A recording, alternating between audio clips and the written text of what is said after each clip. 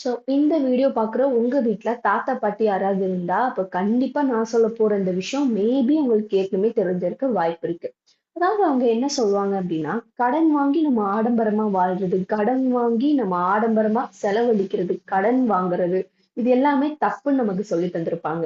ஆனா, நமக்கு நெறைய பேருக்கு தெரியாத ஒரு விஷயம் என்னன்னா, கடன் வாங்கி கல்யாணம் பண்ண ஒருத்தர் இப்ப வரையுமே அந்த கடனுக்கான காச திருப்பி குடுக்க முடியாம ஒரு மலைக்கு மேல ஒளிஞ்சுவே வாழ்ந்துட்டு இருக்காரு. அண்ட் அதுக்கான வட்டியையும் அவர் இன்னுமே கட்டிக்கிட்டு இருக்காரு. சோ அப்படிப்பட்ட ஒருத்தர தான் இந்த வீடியோல நம்ம பார்க்க போறோம். சோ இந்த வீடியோ ரொம்பவே இன்ட்ரெஸ்டிங் அண்ட் இன்ஃபர்மேட்டிவாவும் இருக்க போகுது. சோ வீடியோவை ஸ்கிப் பண்ணாம கடைசி வரை பாருங்க. அண்ட் நம்ம வீடியோவை ஃபர்ஸ்ட் டைம் பாக்குறீங்கன்னா மறக்காம சப்ஸ்கிரைப் பண்ணிக்கோங்க.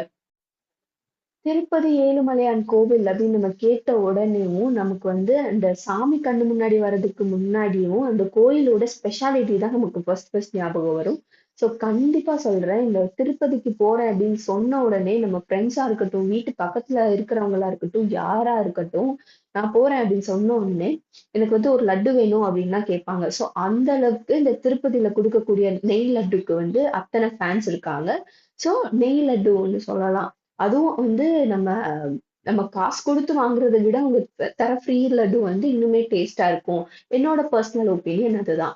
அதுக்கப்புறம் பார்த்தீங்க அப்படின்னா, திருப்பதி கோவிலோடைய அந்த கலசம். அது வந்து ஒரு சிங்கிள் கலசம் நம்ம பார்ப்போம். அது மட்டும் கிடையாது. மொத்த கோபுரமும் தங்கத்தால் ஆனது தான்.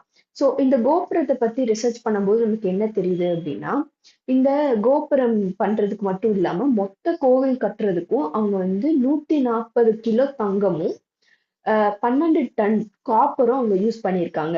இன்னும் அந்த கோபுரத்துக்கு மட்டும் அவங்க யூஸ் பண்ணது வந்து 4300 கிலோ காப்பர், அப்புறம் 100 கிலோ தங்கம்.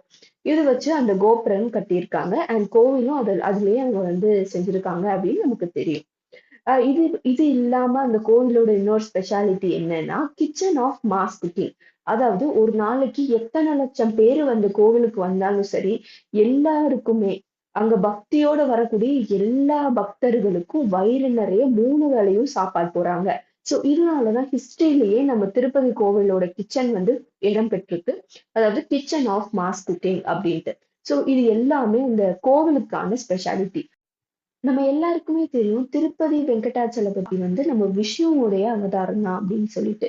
சோ இவரோட கதை எப்படி கூறப்படுது அப்படின்னா, ஒரு நாள் விஷ்ணு பகவானுக்கும் அவங்களோட மனைவியான லக்ஷ்மிக்கும் ஒரு பெரிய சண்டை நடந்துட்டு இருந்திருக்கு. அந்த சண்டையில நம்ம லக்ஷ்மி அவங்க வந்துட்டு அவங்க வைகுண்டத்தை விட்டு கோச்சிட்டு பூலோகத்துக்கு வந்துட்டாங்களாம். அப்போ நம்ம விஷ்ணு பகவான் வந்து லக்ஷ்மியை தேடி கண்டுபிடிச்சு மீண்டும் அவங்க வைகுண்டத்துக்கு கூப்பிட்டு போறதுக்காக பூலோகத்துக்கு வந்திருக்காரு. அப்போ அங்க வந்து நம்ம பத்மாவதி தாயார பார்த்திருக்காரு. ஸோ பார்த்தோனே அவருக்கு ரொம்ப புடிச்சு போயிடுச்சு. இப்போ வந்து நான் வந்து இவங்கள கல்யாணம் பண்ணிக்கணும் அப்படின்னு சொல்லிட்டு, அந்த பத்மாவதி தாயாரோட அப்பா கிட்ட போய் கேட்டிருக்காரு. அவங்க அப்பா வந்து யாருன்னா, 7 மலைகளின் அரசர் அப்படின்னு ஒரு பேர் இருக்கு அவருக்கு. 7 மலையும் அவர்தான் ஆட்சி செஞ்சுட்டு இருந்திருக்காரு. ஒரு பெரிய மன்னர் அவரு. ஸோ அவர்கிட்ட போயிட்டு நான் வந்து உங்க பொண்ண கல்யாணம் பண்ணிக்கணும் அப்படின்னு கேட்கும்போது, அவங்க அப்பாவும் அதுக்கு ஒத்துக்கிட்டாரு. ஆனா என்ன சொல்லியிருக்காருன்னா, அந்த கல்யாணத்துக்கு பெரிய செலவா அவரு சொல்லியிருக்காரு.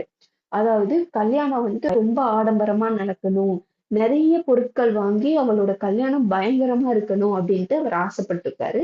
ஸோ அவரோட ஆசைய நிறைவேத்தி பத்மாவதி அவர்கள வந்து அங்க கல்யாணம் பண்ணிக்கிறதுக்காக அவரு வந்துட்டு கடன் வாங்குறாரு. யார்கிட்ட கடன் வாங்கியிருக்காரு அப்டின்னா, குபேரர் நம்ம எல்லாருக்குமே தெரியும். அதாவது அந்த காலத்துல ரொம்ப பெரிய பணக்காரர். எல்லாருக்குமே கடன் குடுக்கக்கூடிய ஒருத்தர் அப்டின்னா குபேரர் தான்.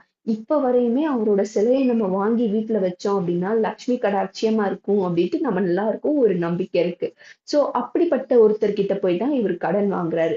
இவரு எவ்ளோ கடன் வாங்கியிருக்காரு அப்டின்னா, 14,00,000 ராமருத்ர முத்திரை உடைய நாணயங்கள் தான் இவரு கடனா வாங்கியிருக்காரு. அதாவது இப்ப வந்து நம்ம கிட்ட கரன்சி நோட் இருக்கும் அண்ட் காயின்ஸ் எல்லாம் இருக்கும். தங்க நாணயங்கள்லாம் பார்த்திருப்போம். அப்ப அவங்க யூஸ் பண்ணதெல்லாம் அந்த மாதிரியான நாணயங்கள் தான். ராம, ருத்ர முத்திரை பதித்த நாணயங்கள். சோ 14,00,000 நாணயங்கள் அவரு வாங்கியிருக்காரு. இப்ப வர அந்த கடன அவங்கனால திருப்பி குடுக்க முடியல அப்படின்னு கூட சொல்லிட்டு இருக்காங்க. குபேரர் குடுத்த கடன திருப்பி கட்ட முடியாத நம்ம வெங்கடாச்சலபதி அவர்கிட்ட இருந்து தப்பிக்கிறதுக்காக போய் ஒளிஞ்ச இடம் தான் இப்ப நம்ம திருப்பதி கோவில் அந்த மலைக்கு மேல ஒரு கோவில் இருக்குல்ல. சோ அந்த மலையில தான் போய் அவர் ஒளிஞ்சிட்டு இருந்திருக்காரு. ஆனாலும் நம்ம குபேரர் போயிட்டு புடிச்சிட்டாராம். நீங்க வந்து என் கடனை தராம நீங்க வந்து ஒளிஞ்சுக்கிட்டீங்க அப்படின்னு சொல்லிட்டு. அப்பதான் அவர் வந்து அந்த அக்ரிமெண்டே போட்டிருக்காரு. நான் வந்து 1000 வருஷம் அதாவது ஒரு கலியுகத்துக்குள்ள என்னுடைய உண்மையான பக்தர்களை வச்சேவும் நான் வந்து உங்க கடனை திருப்பி கொடுத்துடுறேன் அப்படின்னு சொல்லிட்டு அவர் வாக்கு கொடுத்திருக்காரு. சோ அந்த இடம் தான் இப்போ வந்து நம்ம திருப்பதி ஏழுமலையான் கோவில் அமைஞ்சிருக்குல்ல அந்த இடம். சோ இந்த மாதிரி ஒரு பெரிய தொகையை அவர் கடனாவும் வாங்கிட்டாரு.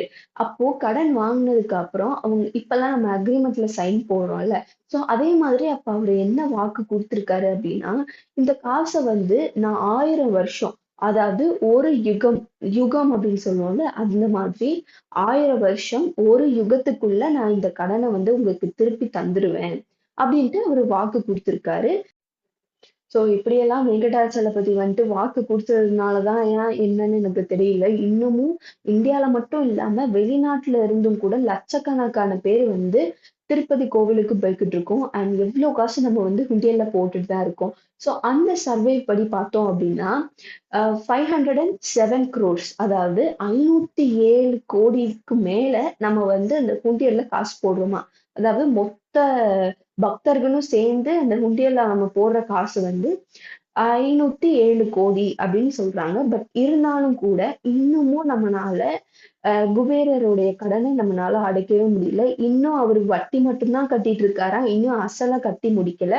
இன்னும் வட்டியும் முழுசா கட்டி முடிக்கல அப்படின்னு சொல்றாங்க. 7 மலைக்கும் அரசரான ஒருத்தரோட பொண்ண கல்யாணம் பண்ணி 7 மலைக்கும் கடவுளா இருக்கிறதுனால தான் இவருக்கு வந்து நம்ம ஏழுமலையான் அப்படின்ற பேரும் நம்ம வச்சிருக்கோம். சோ இந்த கதையில இருந்து நம்ம தினமும் கும்பிடுற நம்மளோட வெங்கடாச்சலபதியே சொல்ல வர்றது என்ன அப்படின்னா, கடன் வாங்கி ஆடம்பரம் செய்யக்கூடாது. கடன் வாங்கி ஆடம்பரமா செலவு பண்றது, வாழ்றது இதெல்லாம் கூடவே கூடாது அப்படின்னு அவரு சொல்றாரு. நம்ம வீட்ல இருக்க பெரியவங்க சொல்லி கேட்கல. இப்படி ஒரு கடவுள் சொல்றாரு. அதுவும் ஒரு உண்மை கதையில இருந்து.